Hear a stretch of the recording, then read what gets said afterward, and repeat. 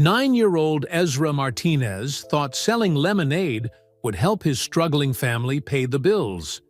He never expected 3 bullies on expensive bikes to destroy his stand and steal his money. But when a mysterious man in a black car started watching from across the street, everything changed. What this stranger did next would shock the entire neighborhood and reveal a secret that would turn Ezra's world upside down. This is the true story of how one boy's determination to help his family led to the most unexpected reunion of his life. That eve, July's sun blazed down on Maple Street in Bakersfield, California, making the cracked sidewalk shimmer like water. 9-year-old Ezra Martinez wiped sweat from his forehead as he dragged the old card table from their garage. His sneakers squeaked against the hot concrete, and his t-shirt already stuck to his back. "Careful with that table, mijo," his mom, Rosa, called from the front porch. She was getting ready for her second job of the day, smoothing down her work uniform. Dark circles shadowed her tired eyes, but she still smiled at her son. "Make sure it doesn't wobble." Ezra tested the table legs. One was shorter than the others, so he grabbed a folded napkin from his pocket and wedged it underneath. Perfect. He spread a bright yellow tablecloth over the surface, the same tablecloth his grandmother had used for birthday parties before she passed away last year. "Ezra, where did you put the pitcher?" 8-year-old Carmen bounced down the front steps, her summer camp backpack slung over one shoulder. Her dark curls were pulled back in 2 neat braids that Rosa had woven early that morning. "Right here." Ezra held up the big glass pitcher that used to hold sweet tea at family gatherings. Now it would hold something even more special. Fresh lemonade made from Grandma Elena's secret recipe. Carmen helped him arrange the paper cups in neat rows. They had bought the cups yesterday at the dollar store with money Rosa had scraped together from the change jar. 50 bright yellow cups that matched the tablecloth. "Remember," Carmen said, squeezing lemons with the intensity of a scientist, "Grandma always said the secret was to add just a tiny bit of mint.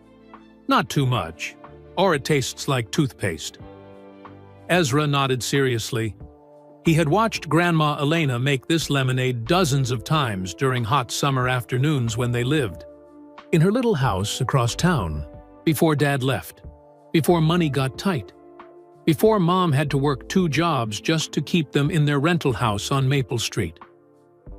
The memory stung, but Ezra pushed it away. Today was about moving forward, not looking back.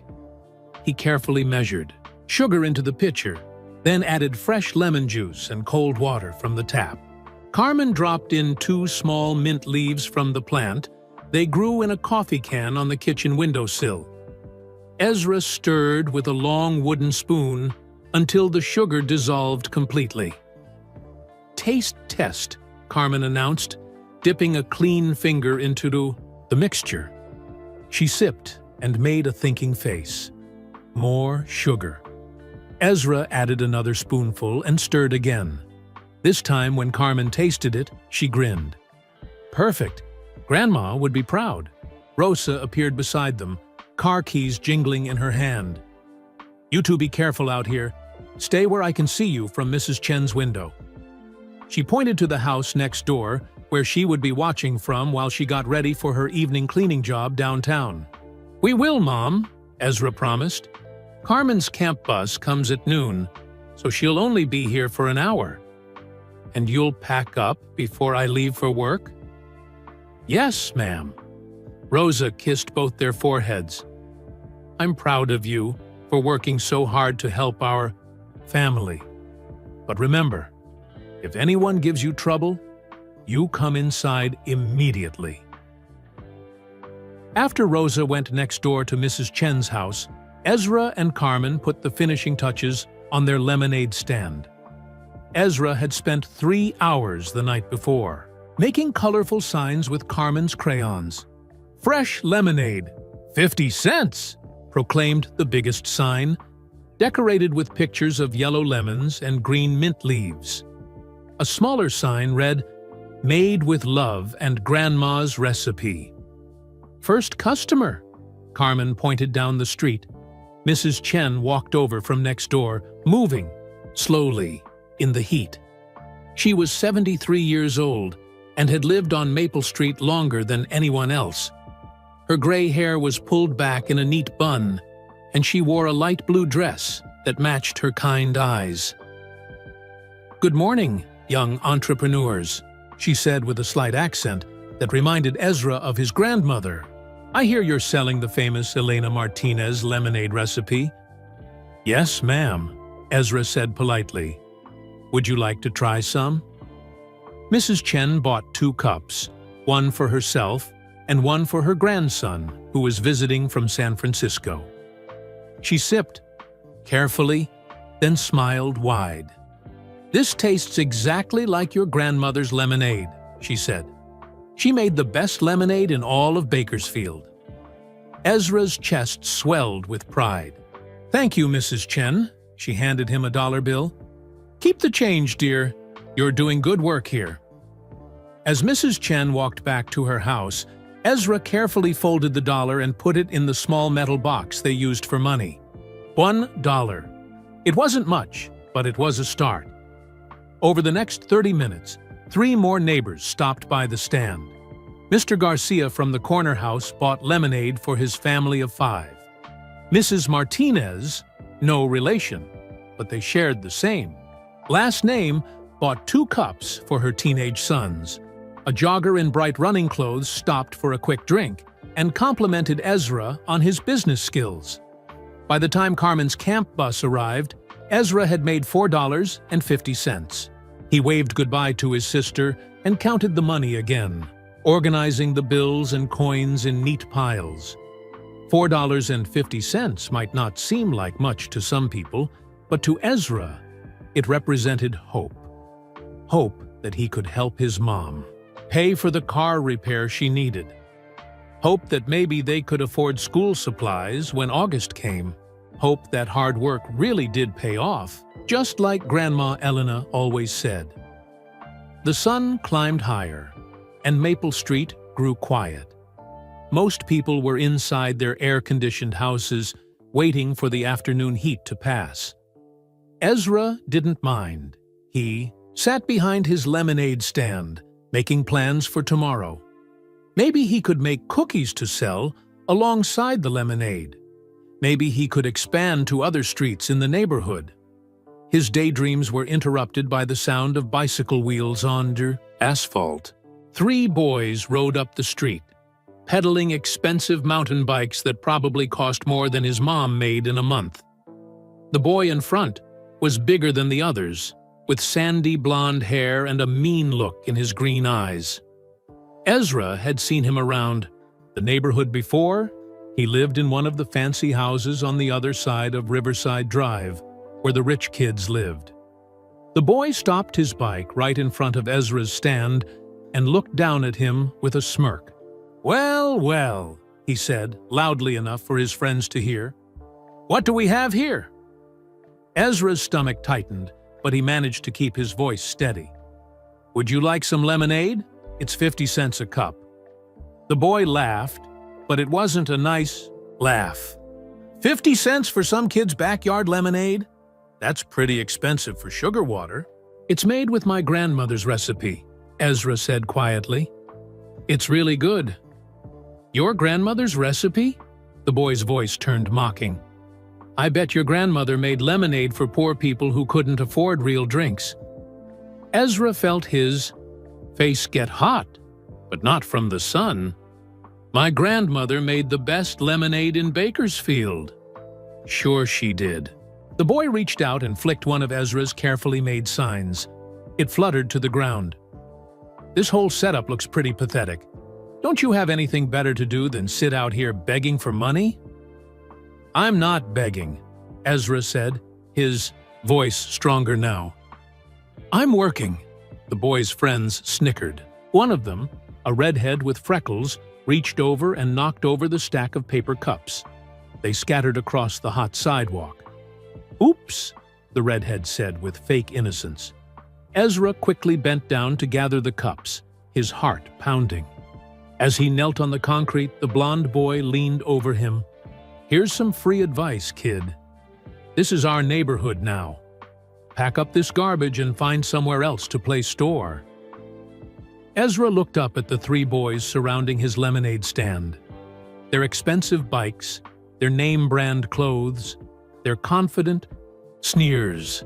Everything about them screamed that they had never worried about money or car repairs or helping their families survive. But Ezra had something they didn't have. He had Grandma Elena's recipe. He had his mother's work ethic. And he had a reason to fight. "This is a free country," Ezra said, standing up with the cups clutched in his hands. "I can sell lemonade here." The blond boy's eyes narrowed. "We'll see about that." He grabbed the pitcher of lemonade and dumped it onto the sidewalk.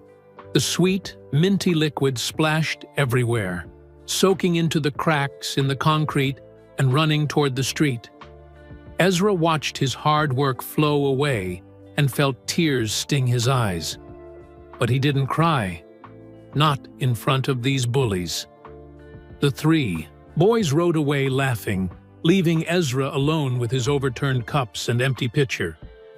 He sat down heavily on the curb and looked at his ruined lemonade stand. In the distance, a car engine started. Ezra glanced up and noticed a black sedan with tinted windows parked across the street. He had never seen it before, and he couldn't see who was inside. The car sat there for a long moment, as if the driver was watching him. Then, slowly, it drove away. Ezra gathered his supplies and trudged back toward the house, his dreams of helping his family seeming as scattered as the paper cups on the sidewalk. But as he reached the front porch, he heard the black car's engine again. It had returned and was parked in the same spot, the mysterious driver hidden behind dark glass. Someone was watching him. But who? And why? Ezra stood on his front porch, staring at the black car across the street. The windows were so dark, he couldn't see inside, but he felt like someone was looking right back at him. His skin prickled with goosebumps despite the hot July sun. The car's engine hummed quietly for another minute.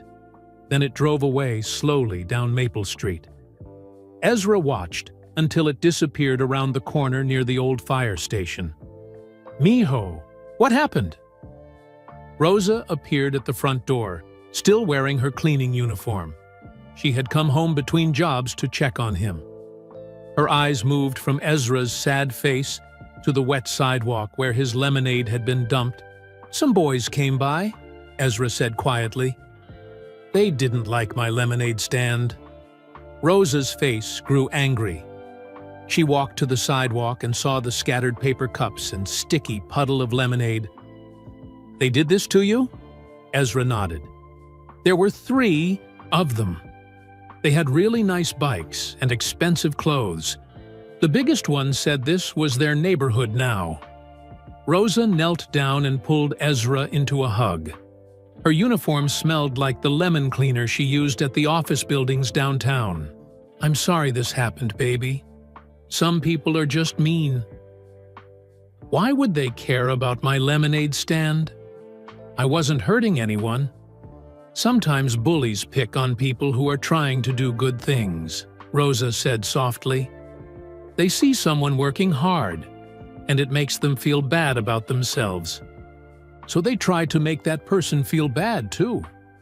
Ezra pulled back from the hug. "But I was just trying to help our family." "I know you were, and I'm proud of you for that." Rosa stood up and brushed off her knees. "But maybe you should take a break from the lemonade stand. Find something else to do this summer." "No," Ezra said louder than he meant to. "I don't want to quit. Grandma Elena never quit when things got hard." Rosa smiled sadly. "Your grandmother was very brave, but she didn't have to deal with bullies when she was 9 years old.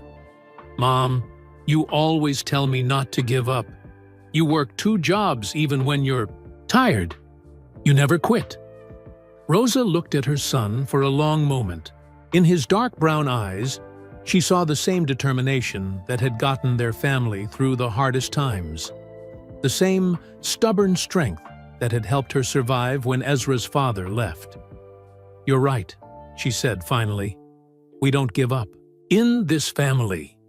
She reached into her purse and pulled out a crumpled $5 bill. "Go buy more lemons, but promise me you'll be careful." Ezra's face lit up. "Really? You want me to try again?" "Really? But if those boys come back, you pack up everything and come inside. Promise?" "I promise." After Rosa left for her evening job, Ezra walked 2 blocks to Miller's Market. The small store sat on the corner of Maple Street and Pine Avenue between a laundromat and a tire repair shop. A bell jingled when Ezra pushed open the glass door. The air conditioning felt wonderful after the hot sidewalk. Ezra breathed in the familiar smells of fresh bread and floor wax. Mr. Miller stood behind the counter, reading a newspaper. He was 70 years old with white hair and kind blue eyes behind wire-rimmed glasses. "Well, hello there, Ezra," Mr. Miller said, folding his newspaper. "How's your lemonade business going?" "Not so good today," Ezra admitted. He selected a bag of lemons from the produce section and carried it to the counter. "Some boys didn't like my stand." Mr. Miller's eyebrows rose. "Boys from the neighborhood? I think they live across town in the fancy houses. They had really expensive bikes." "Ah." Mr. Miller nodded like he understood something important. "Rich kids who think they own the whole town. Do you know them?" "I know the type. They come in here sometimes with their parents, act like they're better than everyone else." Mr. Miller rang up the lemons. "That'll be $3. Ezra handed over the $5 bill Rosa had given him. Mr. Miller made change, then did something unexpected. He reached under the counter and pulled out 2 more lemons. "These are free," he said, putting them in Ezra's bag. "For a young businessman who doesn't give up." "Thank you, Mr. Miller. But why are you helping me?" The old man leaned across the counter and spoke quietly. "Because I started my first business when I was 10 years old. Had a paper route that covered 6 blocks. Some older kids tried to steal my customers and beat me up when I wouldn't quit.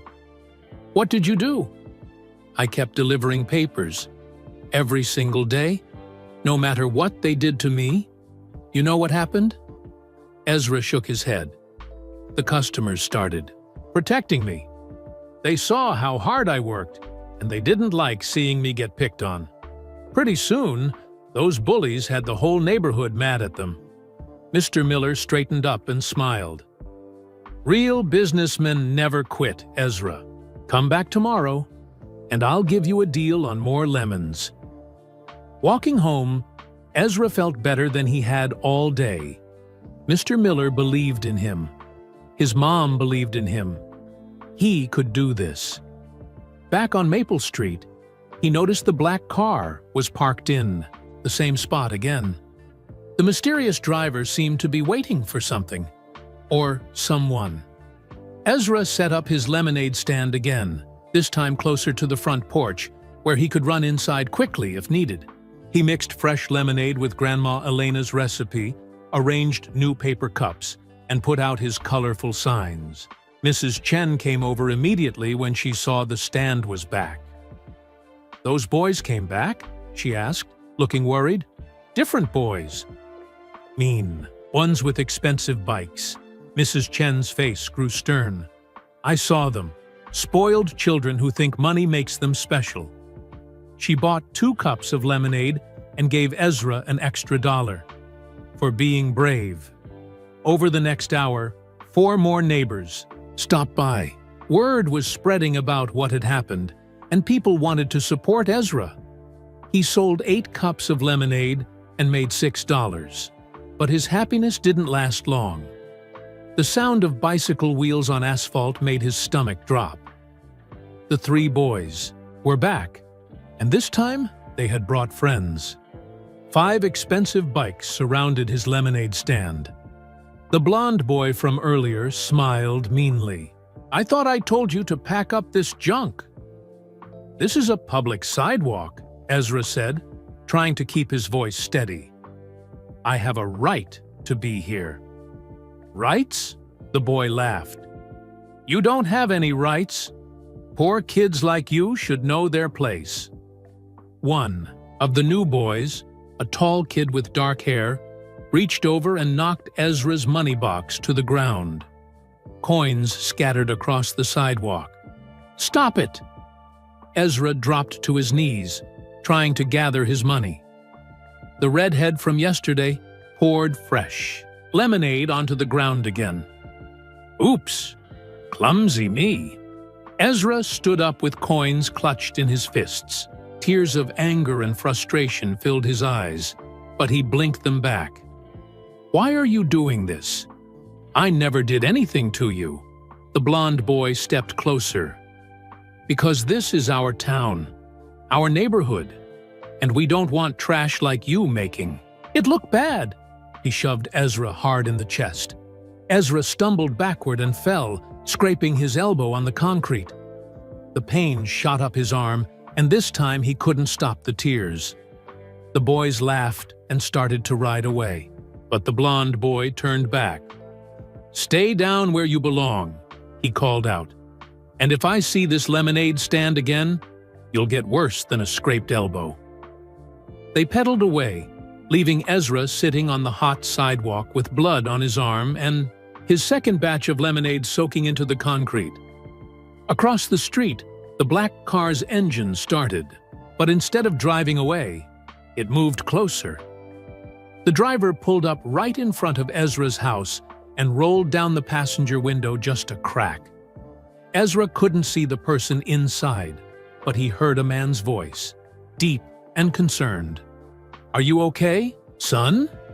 Ezra wiped his eyes and nodded. "Yes, sir. Those boys shouldn't have done that to you." "I know, sir." The window rolled up again, and the car drove away. But this time, Ezra noticed something. As the mysterious driver pulled away from the curb, his hand reached out the window and dropped something small onto the sidewalk near Ezra's broken stand. Ezra limped over and picked it up.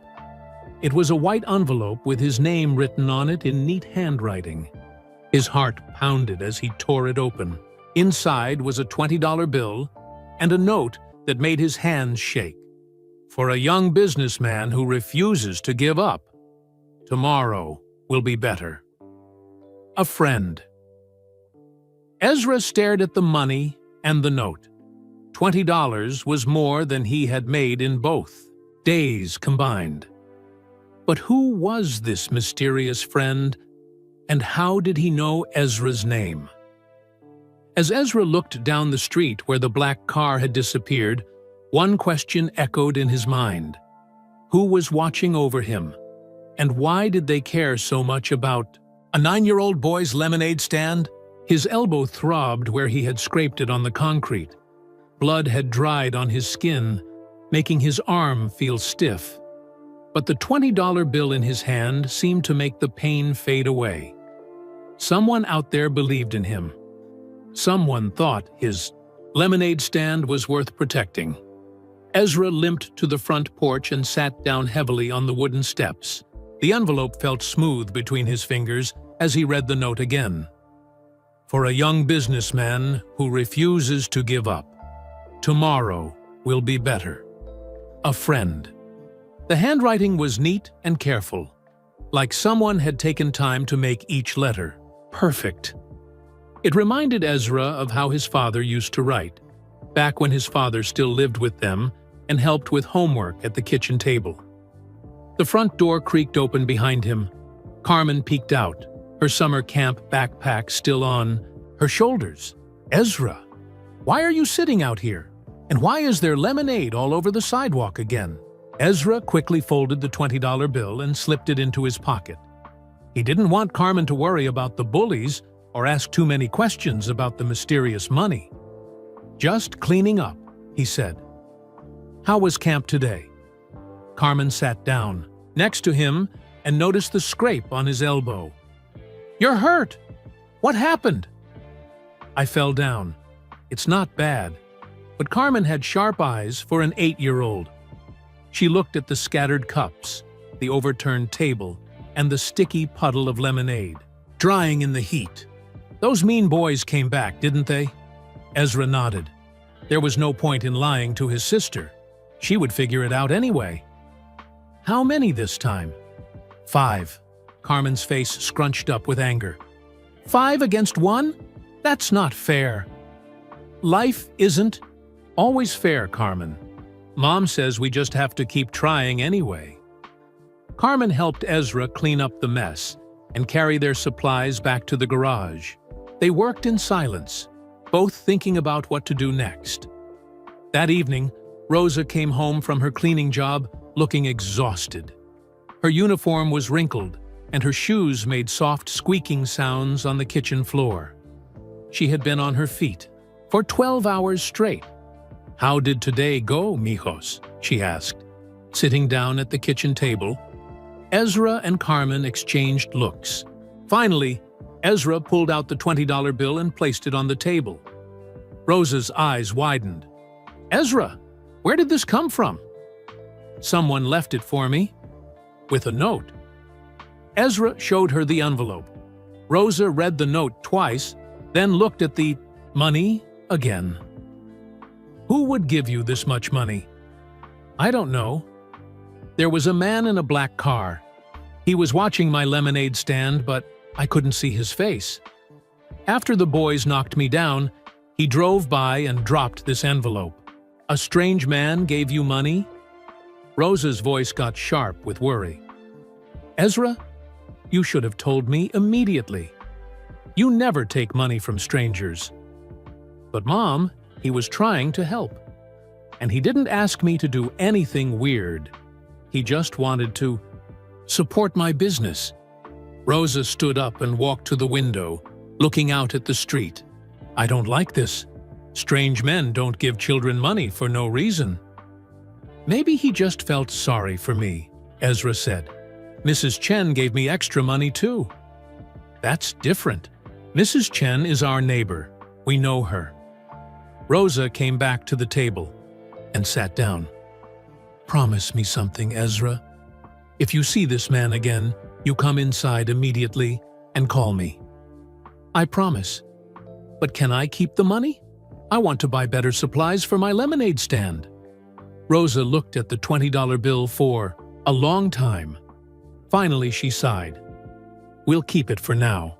But if this man tries to contact you again, we're calling the police." The next morning was Saturday. Rosa didn't have to work until evening, so she decided to help Ezra with his lemonade stand. They walked to Miller's Market together, and Rosa was amazed at how much supplies they could buy with $20. Fresh lemons, real sugar instead of the cheap stuff, and even some strawberries to make strawberry lemonade, Rosa said, loading groceries into their cart. "Your mysterious friend certainly gave you enough money to do this, right?" Mr. Miller smiled when he saw them at the checkout counter. "Starting big today, are we?" "Someone gave Ezra money to expand his business," Rosa explained. "That's wonderful. This boy deserves all the support he can get." Mr. Miller bagged their groceries carefully. "You know, I've been thinking, what if I put a sign in my window advertising Ezra's lemonade stand? Bring you some customers from the other side of town." Ezra's face lit up. "Really? You would do that?" "Of course. Good businesses help each other succeed." Back home, Ezra and Rosa spent the morning preparing for the biggest lemonade stand Maple Street had ever seen. They made 3 different flavors: regular lemonade with Grandma Elena's recipe, strawberry lemonade with fresh berries, and mint lemonade with extra herbs from their kitchen plant. Rosa helped Ezra make new signs with poster board and colorful markers. Fresh lemonade, 3 flavors, and made with love and the best ingredients. They even made a small sign that said, "Thank you for supporting young entrepreneurs." By noon, they had everything set up on the card table under the shade of their small front yard tree. 3 pitchers of lemonade sparkled in the sunlight like liquid gems. "This looks professional," Rosa said, stepping back to admire their work. Almost immediately, customers started arriving. Mrs. Chen brought her grandson from San Francisco, who bought strawberry lemonade and told Ezra it was better than anything he could get in the big city. Mr. Garcia came by with his wife and bought drinks for their whole family. Even Mrs. Patterson from 3 houses down walked over with her 2 teenage sons. "I heard about what's been happening to you," Mrs. Patterson said quietly to Ezra. "Those boys should be ashamed of themselves. Here's $5. Keep the change." In the first hour, Ezra sold 12 cups of lemonade and made $18. He had never seen so much money from his own work. But his happiness was interrupted by a familiar sound: bicycle wheels on asphalt. This time, 6 boys rode up to his stand. The blonde leader looked angrier than ever. His green eyes were cold as ice when he saw the expanded lemonade operation. "I thought I made myself clear yesterday," he said, getting off his bike. But today was different. Rosa stood next to Ezra, her arms crossed and her eyes flashing with protective fury. "And I'm making myself clear today," she said, in a voice that could cut glass. "If you touch my son or his lemonade stand, I'll call the police and your parents." The boy laughed. "My dad owns half this town, lady. The police won't do anything to me. We'll see about that." Just then, the black car appeared again. It pulled up slowly and parked across the street in the same spot as before. The engine idled quietly, and once again, Ezra couldn't see who was inside. But this time, something was different. The driver's side door opened slightly, and a man's hand became visible, resting on the doorframe. The hand was large and strong, with a small scar across the knuckles. Ezra stared at that hand, and a strange feeling washed over him. He had seen that scar before, somewhere in his memories. But where? The blonde boy noticed the car too and seemed nervous. "Come on, guys," he said to his friends. "Let's get out of here." They rode away quickly, but not before the leader shouted over his shoulder, "This isn't over!" The black car sat there for another minute. Then the door closed, and it drove away. But as it passed Ezra's house, the passenger window rolled down just enough for something small to flutter out onto the sidewalk. After the car disappeared, Ezra ran to pick up what had been dropped. It was another envelope, but this one was different. Instead of money, it contained a business card with only a phone number printed on it. On the back, someone had written in the same neat handwriting, "Call if you need help. Your friend." Ezra showed the card to his mother. Rosa studied it carefully, her face growing pale. "Ezra," she said slowly, "that handwriting, it looks familiar." "Familiar how?" Rosa didn't answer. She just stared at the card with a strange expression, like she had seen a ghost. "Mom? What's wrong?" "Nothing, mijo. I'm probably just imagining things." But her voice sounded shaky, and she kept looking down the street where the black car had gone. That night, as Ezra counted his money before bed, $23 total. He couldn't stop thinking about his mother's reaction to the business card. She knew something about their mysterious helper, something she wasn't telling him. He pulled out the card and stared at the phone number. Should he call? What would he say? And why did his mother look so scared when she saw the handwriting? Outside, his bedroom window, Maple Street was quiet and dark. But somewhere out there, Ezra knew, Someone was watching over him. Someone who cared enough to help a 9-year-old boy achieve his dreams. The question was, who? Ezra turned the business card over and over in his hands, studying every detail. The paper was thick and expensive, the kind used by important businesses. The phone number was printed in small, neat letters, and below it, someone had written, "Call, if you need help," in the same careful handwriting as the first note. But it was his mother's reaction that puzzled him most. When Rosa saw the card, her face had gone white as milk. Her hands had trembled when she touched it. She definitely recognized something, but she wouldn't say what. Sunday morning arrived with gray clouds hanging low over Bakersfield. The air felt heavy and thick, like rain was coming. Rosa had left early for her grocery store job, and Carmen was still asleep in her bed, with her favorite stuffed elephant tucked under her arm. Ezra sat at the kitchen table, eating cereal and staring at the business card propped against the milk carton. Should he call the number? What if it was some kind of trick? But then again, the mysterious person had already given him money and scared away the bullies twice. Maybe they really were trying to help. He was still thinking about it when Mrs. Chen knocked on the front door. "Good morning, Ezra," she said. When he answered, "I wanted to check on you before you set up your stand today." "I'm okay, Mrs. Chen." "Thank you." She looked at the dark clouds gathering overhead. "Looks like we might get a storm later. Maybe you should wait until this afternoon to start selling." Ezra had thought about that too. But Sunday was usually a good day for lemonade sales. Families were home from church, kids were playing outside, and people liked to sit on their porches and relax. "I think I'll try for a few hours this morning," he said. "If it starts to rain, I'll pack up quick." Mrs. Chen smiled. "You're a determined young man. Your grandmother would be very proud." After she left, Ezra spent an hour setting up his stand. He arranged 3 pitchers of fresh lemonade on the card table, put out stacks of paper cups, and displayed his colorful signs. The business card stayed in his pocket, but he could feel it there like a small weight against his leg. By 10 o'clock, he had sold 6 cups to neighbors heading home from early church services. The money clinked satisfyingly in his metal box. Mostly quarters and dollar bills, but each one represented his hard work.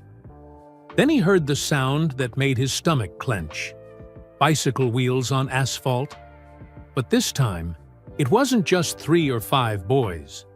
7 kids on expensive bikes rode up, Maple Street in a pack, with the blonde boy leading them like a general commanding an army.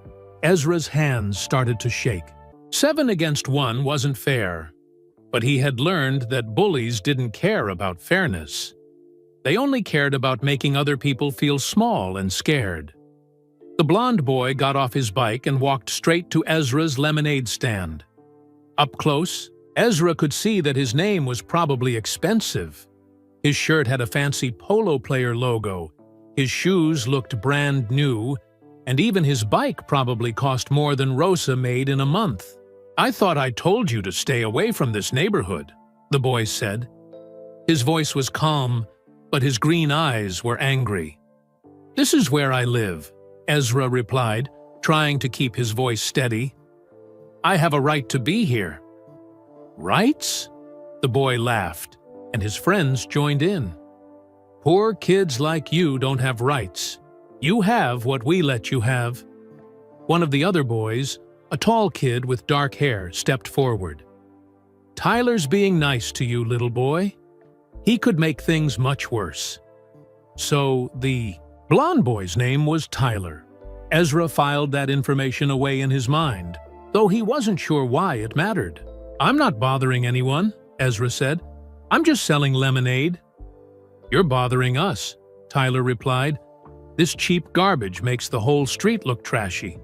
Rich people are starting to move into this neighborhood, and we don't want them to. See? This? He waved his hand at Ezra's stand like it was something disgusting. "My lemonade isn't garbage," Ezra said, his voice getting stronger. "It's made with my grandmother's recipe, and people like it." "Your grandmother probably made lemonade for poor people who didn't know any better," Tyler sneered. "Real people buy drinks from real stores." That was too much. Ezra felt anger bubble up in his chest like a shaken soda bottle. "Don't talk about my grandmother. She was a better person than you'll ever be." Tyler's face went red. "How dare you talk to me like that?" He grabbed the nearest pitcher of lemonade and raised it over his head. "Maybe I should dump this on you instead of the ground." Ezra closed his eyes and waited for the cold liquid to hit him. His heart pounded so hard he could hear it in his ears. But the lemonade never came. "I wouldn't do that if I were you." The voice was deep and calm, but it carried the kind of authority that made everyone stop and listen.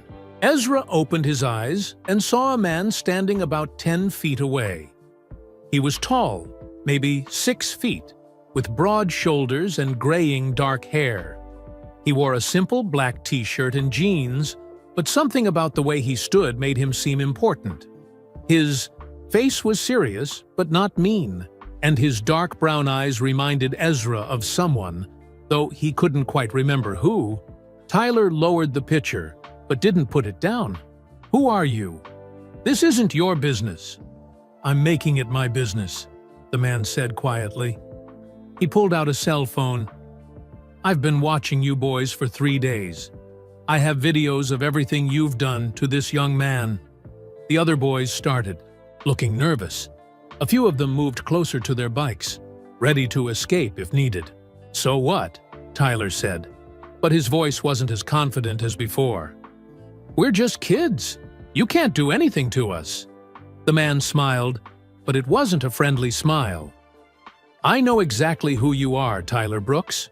Your father is David Brooks, who owns Brooks Construction Company. Your mother is Jennifer Brooks, who sits on the school board." Tyler's face went pale. "How do you know that?" "I also know Jake Morrison," the man continued, pointing to the red-headed boy. "Your mother is the principal at Bakersfield Elementary School, and Marcus Chen, your father, owns Chen's restaurant on Ming Avenue." Each boy the man named took a step backward.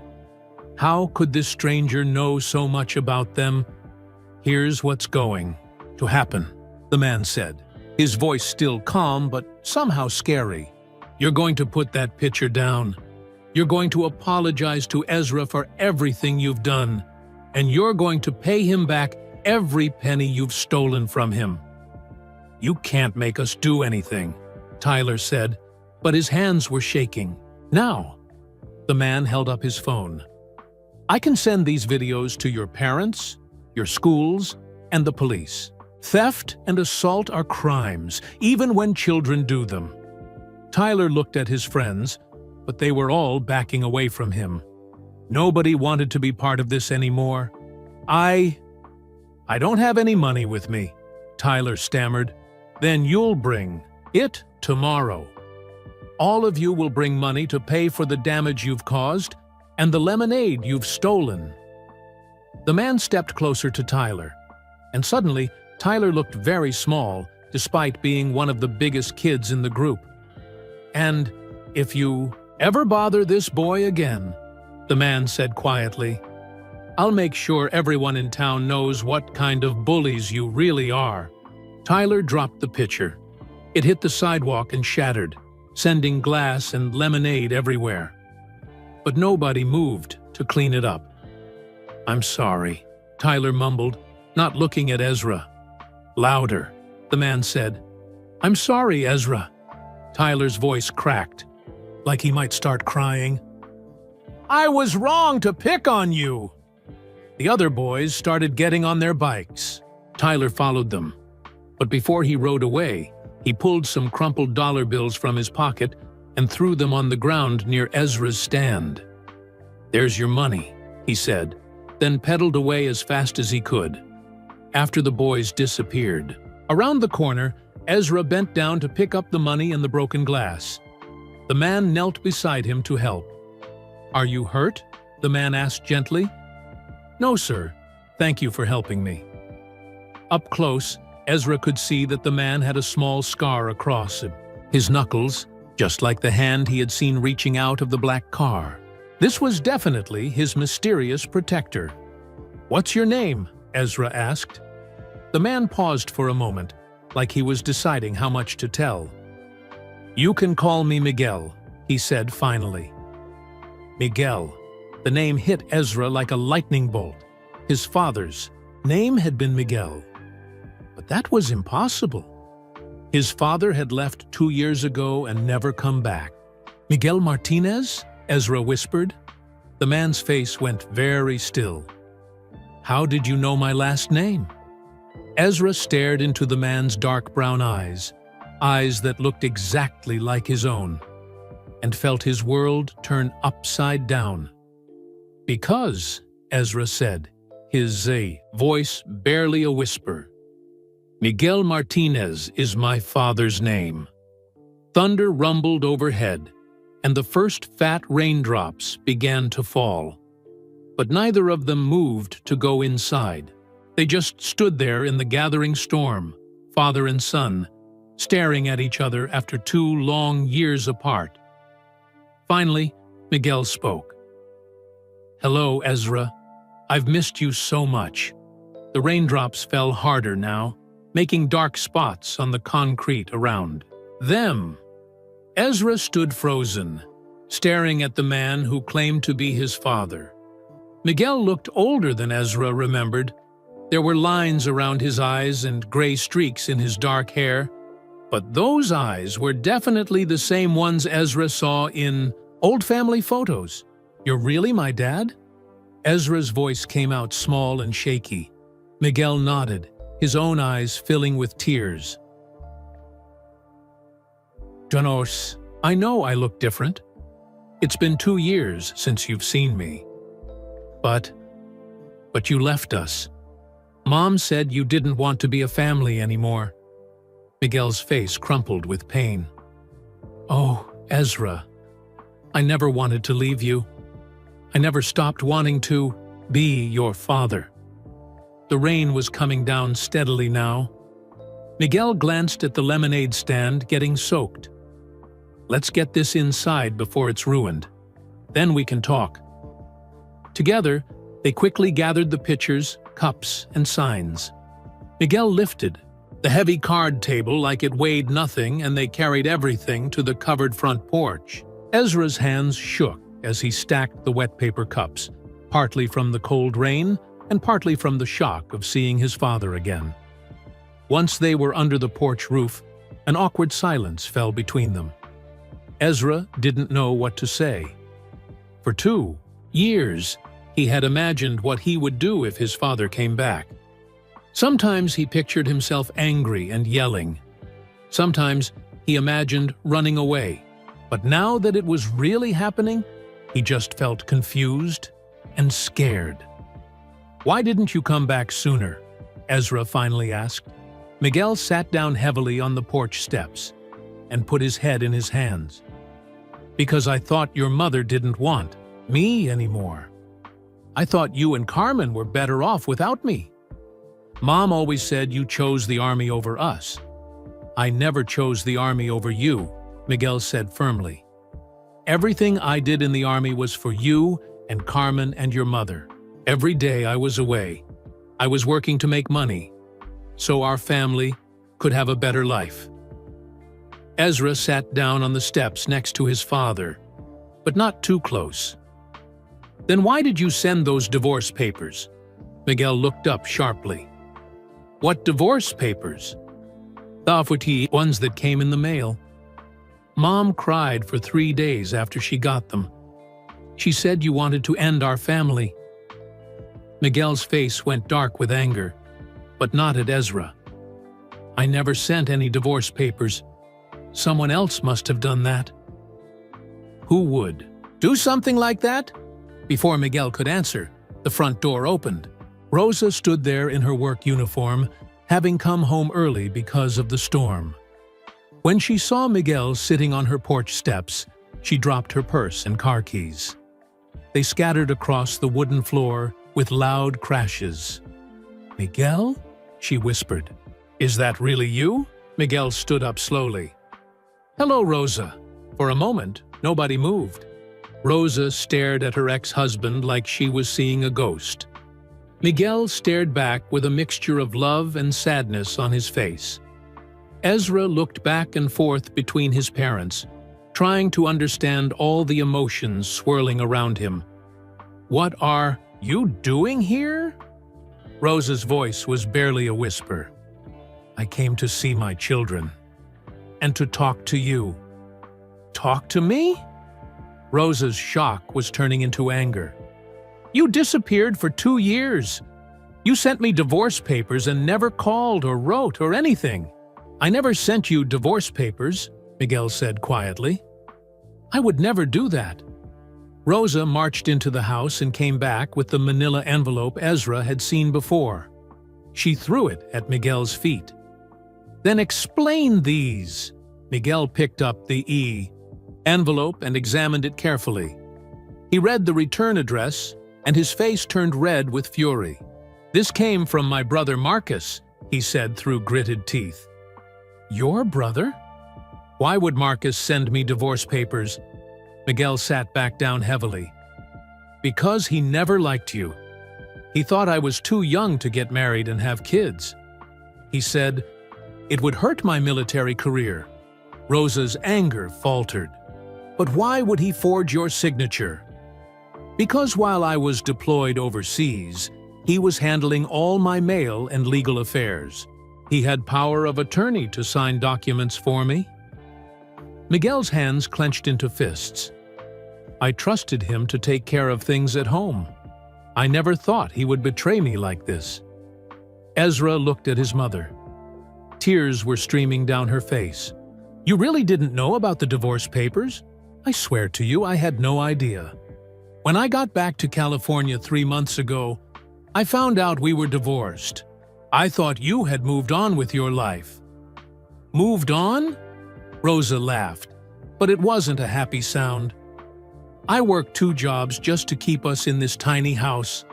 I cry myself to sleep most nights missing you. How could you think I moved on?"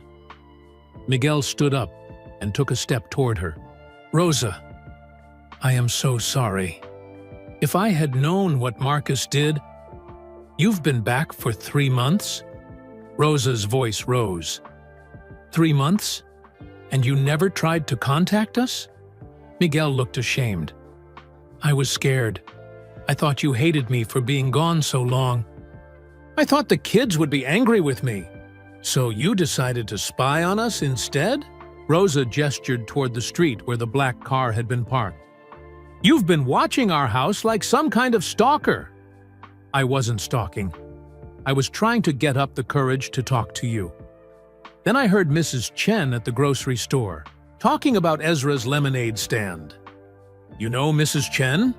Miguel looked embarrassed. "I've been shopping there sometimes, hoping to see you at work. Mrs. Chen recognized me from our old neighborhood.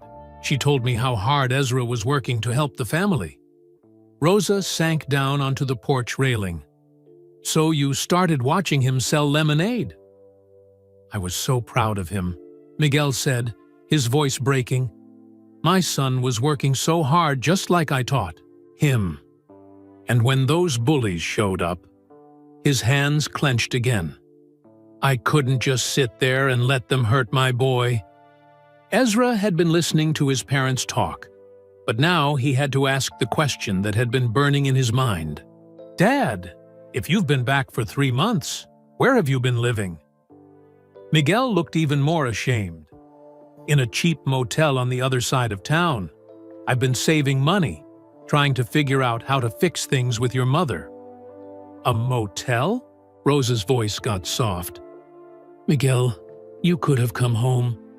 We never stopped loving you. Even after I was gone for so long? Even after I let Marcus destroy our family?" Rosa walked over to Miguel and put her hand on his cheek. You didn't destroy our family. Your brother did. And we can rebuild what was broken." Miguel covered her, hand with his own. "Do you really mean that?" Before Rosa could answer, the front door burst open and Carmen ran out, still in her pajamas. "Daddy!" she screamed, launching herself into Miguel's arms. "Daddy! You came back!" Miguel caught her and spun her around, both of them crying and laughing at the same time. "My little princess, you've grown so big!" "I missed you every single day," Carmen sobbed into his shoulder. "I saved all my drawings to show you. I want to see every single one," Miguel said, holding her tight. Ezra watched his family embrace and felt a warm feeling spread through his chest. For the first time in 2 years, they were all together again. But there was still one thing that bothered him. "Dad," he said quietly, "why didn't you just tell me who you were when you helped with the bullies?" Miguel set Carmen down and knelt in front of Ezra. "Because I was afraid you wouldn't want to see me. I was afraid you would tell me to go away and never come back." Ezra thought about this for a moment. "I might have been angry at first, but I always wanted you to come home. I should have trusted you," Miguel said. "I should have trusted all of you." Rosa wiped her eyes and looked at her family, her children, and the man she had never stopped loving. "So what happens now?" Miguel looked up at her hopefully. "Now we figure out how to be a family again, if you'll have me back." "Of course we want you back," Carmen said. "Right, Ezra?" Ezra nodded. "But things have to be different this time. No more secrets. No more disappearing. No more secrets," Miguel promised. "And I'm never leaving you again." As the rain continued to fall on Maple Street, the Martinez family sat together on their front porch for the first time in 2 years. There would be a lot to work out, a lot of healing to do. But for now, they were together again. And that was enough. But their peaceful moment didn't last long. A shiny black SUV pulled up in front of their house with a loud rumble. The engine was so big, it sounded like a monster truck. Through the rain-streaked windshield, Ezra could see 2 figures sitting inside. "Who is that?" Rosa asked, standing up from the porch steps. Miguel moved protectively in front of his family. His military training made him alert to danger, and something about this expensive vehicle felt wrong on their quiet street. The driver's door opened, and a large man in a dark suit stepped out. He was tall and thick, with gray hair slicked back and angry eyes. Despite the rain, he walked slowly toward their porch, like he owned the whole neighborhood.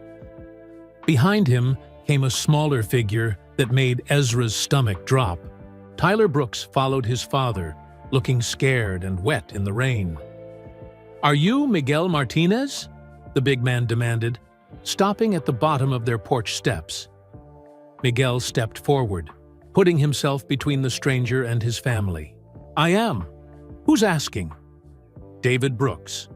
I own Brooks Construction Company." The man's voice was loud and commanding, like he was used to people jumping when he spoke. "I believe you threatened my son today." Miguel's jaw tightened. "Your son was bullying my boy." "I stopped him." "Bullying?" David Brooks laughed, but it wasn't a nice sound. "Boys will be boys. A little roughhousing never hurt anyone." Rosa stepped up beside Miguel. "Your son pushed my child down and made him bleed. He stole money and destroyed property. That's not roughhousing. That's assault and theft." David Brooks looked Rosa up and down like she was something dirty on his shoe. "And you are?" "I'm Rosa Martinez, Ezra's mother." "Ah." Brooks smiled coldly. "The woman who works at Patterson's Grocery and cleans office buildings at night. I know all about you." The way he said it made Rosa feel small, like there was something wrong with working hard to support her family. But Miguel put his arm around her shoulders. "There's nothing wrong with honest work," Miguel said firmly. "Of course not," Brooks replied. "But there is something wrong with letting your children harass decent families." "Harass?" Ezra couldn't stay quiet anymore. "I was just selling lemonade." Brooks turned his cold eyes on Ezra. "Your little lemonade stand is bringing down property values in this neighborhood. Do you know how much these houses are worth now?"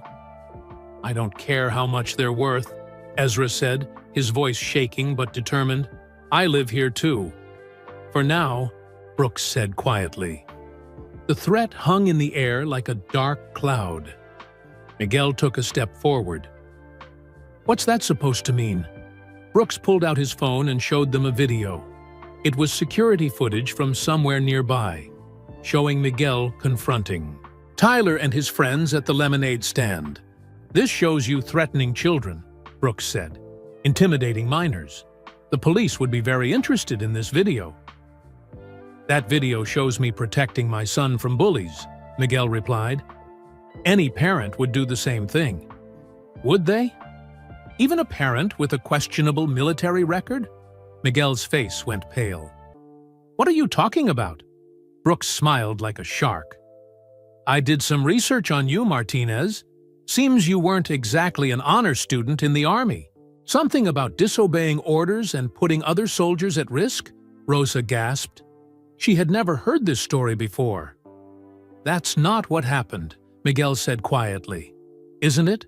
The records show you were given a general discharge for refusing to follow direct orders during a combat mission.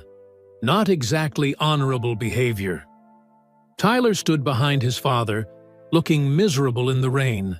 He opened his mouth like he wanted to say something, but his father shot him a sharp look that made him close it again. "Here's what's going to happen," Brooks continued. "Your son is going to stop this lemonade nonsense. You're going to apologize to my boy for threatening him, and your family is going to stay away from the decent part of this neighborhood." "And if we don't?" Rosa asked. Brooks's smile got wider and meaner. "Well, it would be a shame if you lost your job at Patterson's grocery. Jim Patterson owes my company $50,000 for construction work on his store. One word from me about your son's disruptive behavior, and he might decide he doesn't need your services anymore." Rosa's face went white. That job was their main source of income. "You can't do that," she whispered. "Can't I? I also know about your night cleaning job. Funny thing, my company owns 3 of the office buildings you clean. I could easily recommend that they find a new cleaning service, one with more reliable employees." Miguel's hands clenched into fists. "You're threatening my wife's livelihood because your son is a bully?" "I'm protecting my family's reputation," Brooks said. "Tyler is a good boy who got carried away playing with some rough neighborhood kids. But this ends now." He looked directly at Ezra. "No more lemonade stand. No more bothering my son. And no more making this neighborhood look trashy with your little poverty circus." The words hit Ezra like a punch to the stomach. Poverty circus. Like his hard work and Grandma Elena's recipe were something to be ashamed of. "There's nothing trashy about my lemonade stand," Ezra said, tears mixing with raindrops on his cheeks. "I'm helping my family." "Your family needs to learn its place," Brooks replied. "Some people are meant to lead, and some people are meant to follow. Some people build businesses, and some people clean up after them."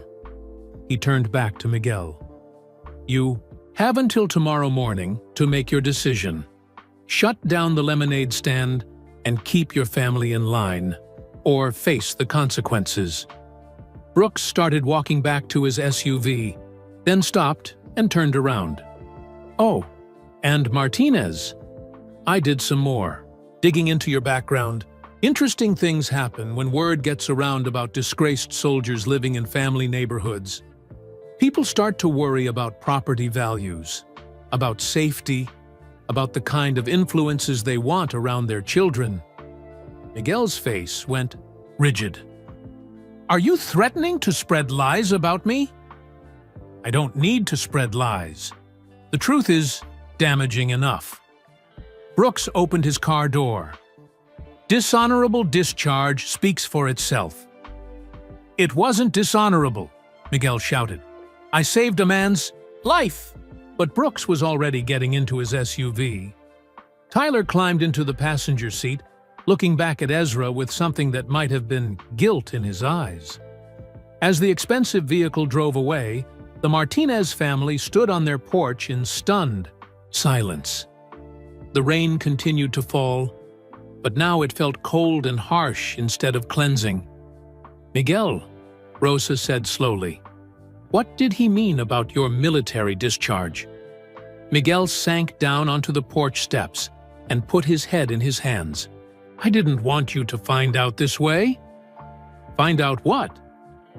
"I wasn't dishonorably discharged," Miguel said quietly.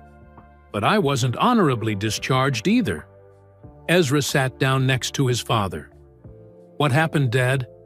Miguel was quiet for a long moment, watching the rain run off the porch roof in steady streams. "We were on a mission in Afghanistan," he finally said. "My commanding officer ordered us to leave a wounded soldier behind because it was too dangerous to go back for him." "What did you do?" Carmen asked softly. "I disobeyed the order. I went back and carried that soldier to safety." Miguel's voice was barely a whisper. "He lived because I went back for him. He has a wife and 2 little girls who still have their father because I broke the rules." Rosa knelt down in front of Miguel and took his hands. "You did the right thing." "The army didn't think so. They said I put the whole squad at risk by disobeying orders. They gave me what's called a general discharge. Not honorable, but not dishonorable either." "You're a hero, Dad," Ezra said firmly. "You saved someone's life." Miguel looked up with tears in his eyes. "But now, Brooks is going to use it against us. He'll twist the truth and make me sound like a criminal. People will believe him because he has money and power." Rosa stood up, her face set with determination. "We're not going to let him bully us. Rosa, he can destroy our lives. He can get you fired from both jobs. He can turn the whole neighborhood against us. Then we'll fight back. How? We don't have money, or lawyers, or powerful friends." Rosa looked at her husband and children with fire in her eyes. "We have something better than money. We have each other. And we have the truth. The truth doesn't always win against money," Miguel said sadly. "Maybe not," Rosa replied. "But we're not going to find out by giving up." As the storm continued to rage around them, the Martinez family huddled together on their small porch, facing the biggest fight of their lives. David, Brooks had money, power, and connections. But the Martinez family had love, determination, and each other. The question was, would that be enough? That night, Ezra couldn't sleep. He lay in his small bed, listening to the rain tap against his window and thinking about David Brooks' angry face. The man's threats echoed in his mind like a scary movie that wouldn't end. What if Mom really lost her jobs? What if they had to move away from Maple Street? What if Dad decided it was too dangerous to stay with them and left again? Ezra rolled over and looked at his alarm clock. The red numbers glowed 2:47 a.m. He had been trying to fall asleep for 3 hours, but every time he closed his eyes, he saw Brooks's mean smile and heard his cold voice saying, "Poverty circus." A soft sound from the living room made Ezra sit up. Someone was awake downstairs. He crept to his bedroom door and opened it just a crack. His parents were sitting at the kitchen table talking in whispers. Mom had made coffee even though it was the middle of the night. Dad held a piece of paper in his hands. Probably his military discharge papers. "We could leave Bakersfield," Miguel was saying. "Start over somewhere else where Brooks can't hurt us." "Running away won't solve anything," Rosa replied. "And this is our home. Ezra and Carmen have friends here. I have jobs here. Jobs that Brooks can take away with one phone call." Rosa reached across the table and took Miguel's hand. "Then we'll find new jobs, better jobs." "Rosa, you don't understand how powerful men like Brooks operate. They have friends everywhere, in the police department, city hall, the school board. He could make life impossible for us." Ezra had heard enough.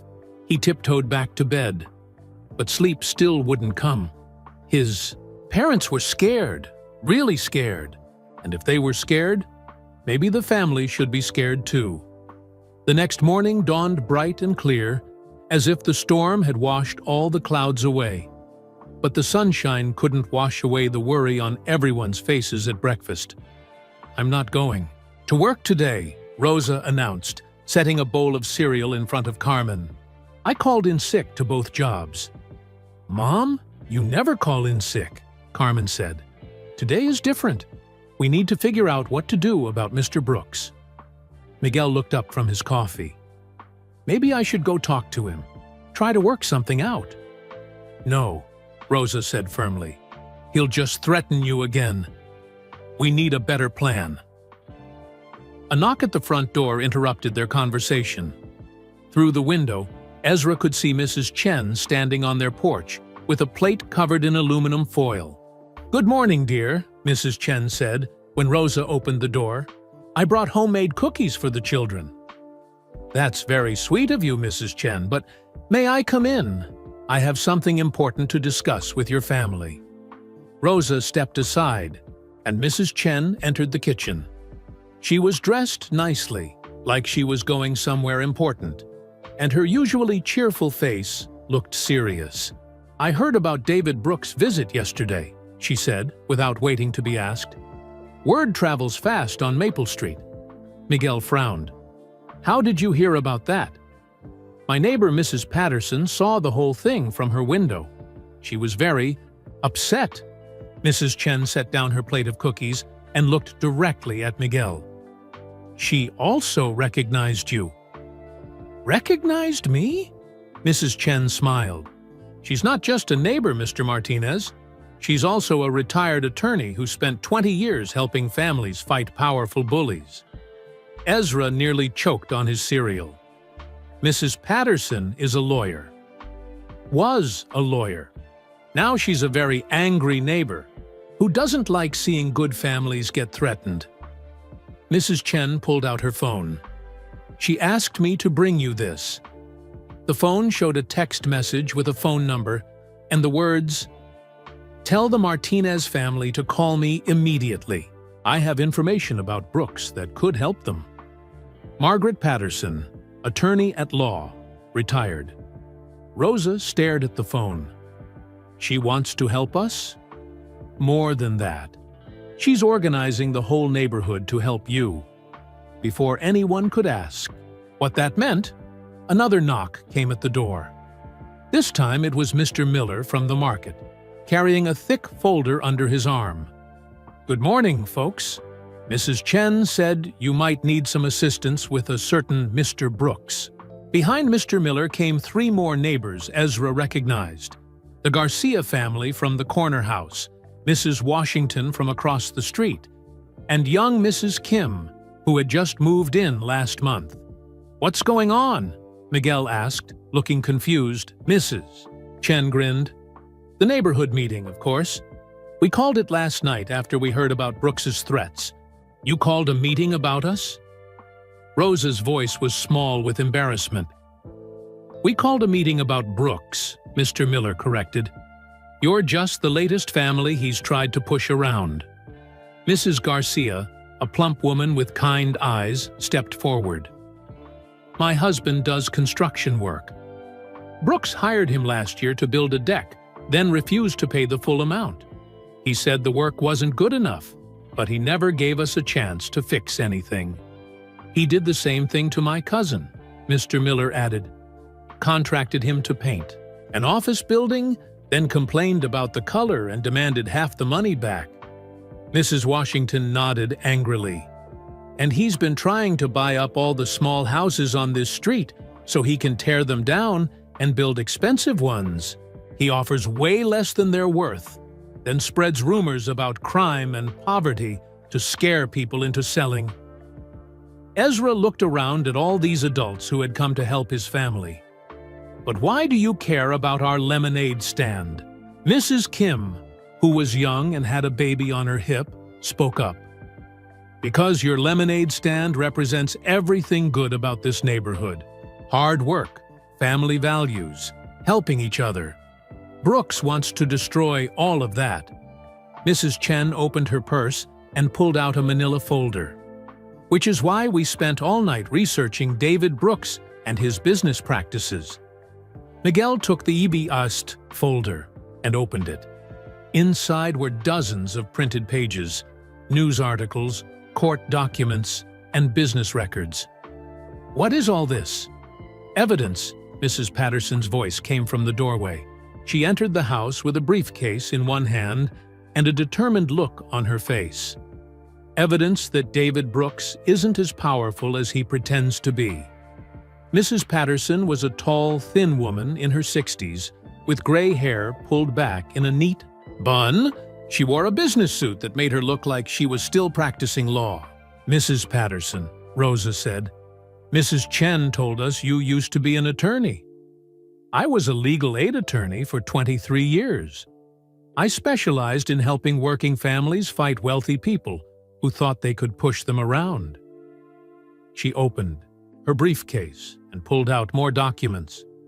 Men exactly like David Brooks. She spread papers across the kitchen table. Brooks Construction has been sued 17 times in the past 5 years. 9 times for not paying workers. 4 times for shoddy construction that had to be redone. 3 times for discriminatory hiring practices. And once for environmental violations. Miguel picked up one of the court documents. He lost most of these cases. He settled most of them out of court to avoid bad publicity. But the records are public. Mrs. Patterson pointed to a newspaper clipping. This article from last month shows that the city is investigating his company for overbilling on municipal contracts. What does all this mean? Ezra asked. Mrs. Patterson smiled. It means Mr. Brooks has a lot more to worry about than one little boy's lemonade stand.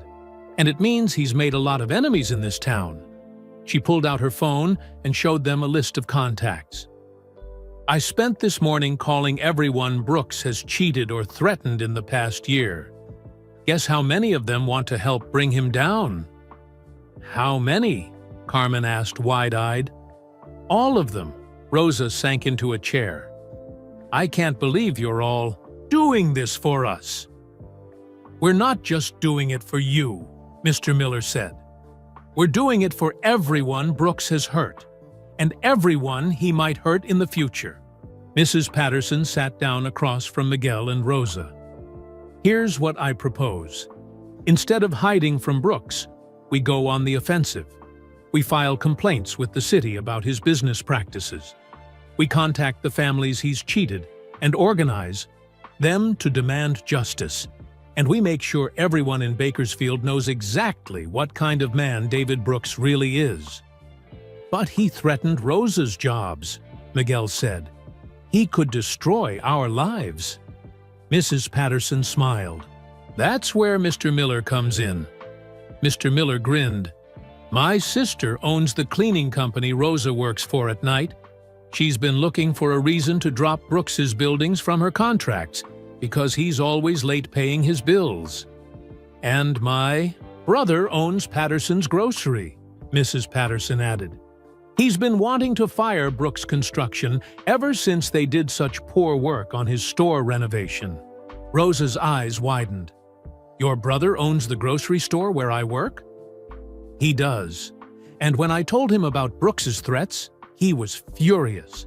Nobody intimidates his employees. Miguel shook his head in amazement. So Brooks can't get Rosa fired? Not only can't he get her fired, Mrs. Patterson said, but both companies are prepared to give her raises and better hours if she needs them. Ezra felt hope bubbling up in his chest like shaken soda. So we can fight back? We can do more than fight back, Mrs. Patterson said, her eyes sparkling with determination. We can win! Mrs. Chen clapped her hands together. Which brings us to the most important part of our plan. What's that? Rosa asked. Tomorrow is the Bakersfield Summer Festival downtown, Mrs. Chen explained. Thousands of people come to shop at the vendor booths and enjoy the food trucks. Mrs. Patterson smiled. And thanks to my connections at City Hall, Ezra Martinez just got approved for a vendor permit to sell lemonade at the festival. Ezra's mouth fell open. Really? Really? We're going to show David Brooks and the whole town what a real young entrepreneur looks like. As Ezra looked around the kitchen at all the neighbors who had come to help his family, he felt something he hadn't felt in a long time. Hope. Maybe love and determination really could beat money and power. But first, they had to survive whatever David Brooks would do when he found out they weren't giving up. The real fight was just beginning. Saturday morning arrived with golden sunshine and the smell of fresh bread from the bakery downtown. The Bakersfield Summer Festival was in full swing by 8 a.m., with families walking between colorful vendor booths and children laughing on carnival rides.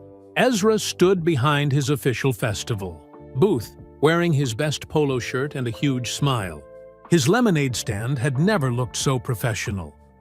Mrs. Patterson had helped him order a real banner that read, "Grandma Elena's Famous Lemonade, Made with Love." 3 large dispensers held his special recipes: classic lemonade, strawberry, lemonade, and the new mint lemonade that had become everyone's favorite. "This is amazing," Carmen said, helping arrange cups and napkins.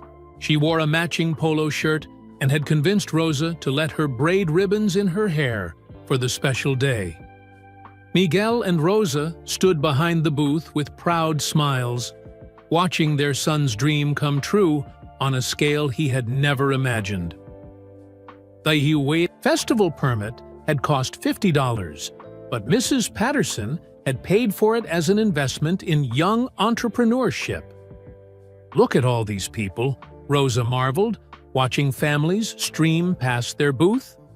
"I can't believe how many are stopping to buy lemonade." In the first 2 hours, Ezra had sold 43 cups of lemonade and made $32. Every customer complimented his recipes, and several asked for his business card, which Mrs. Chen had helped him print at the local copy shop. "Young man," said an elderly woman with a cane, "this is the best lemonade I've tasted in 60 years. Reminds me of what my grandmother used to make." "Thank you, ma'am. It is my grandmother's recipe." The woman bought 4 cups to take to her.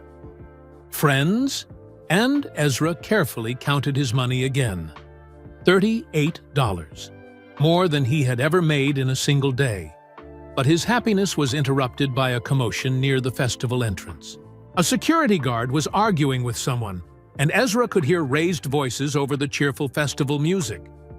"I don't care what your permit says," a familiar angry voice shouted. "That boy doesn't belong at this festival." Ezra's stomach dropped. David Brooks was pushing through the crowd, his face red with fury. Tyler followed behind him, looking embarrassed as people stared at his father's loud behavior. "Sir, you need to calm down," the security guard said. "The young man has a valid vendor permit." "That permit was obtained fraudulently," Brooks yelled. "This is a quality festival for respectable businesses, not some charity case for poor kids." Miguel stepped forward as Brooks approached their booth. "Is there a problem here, Brooks?" "You're the problem, Martinez." Brooks pointed an angry finger at Miguel. "I told you to shut down this lemonade nonsense." A crowd was gathering now, drawn by the shouting.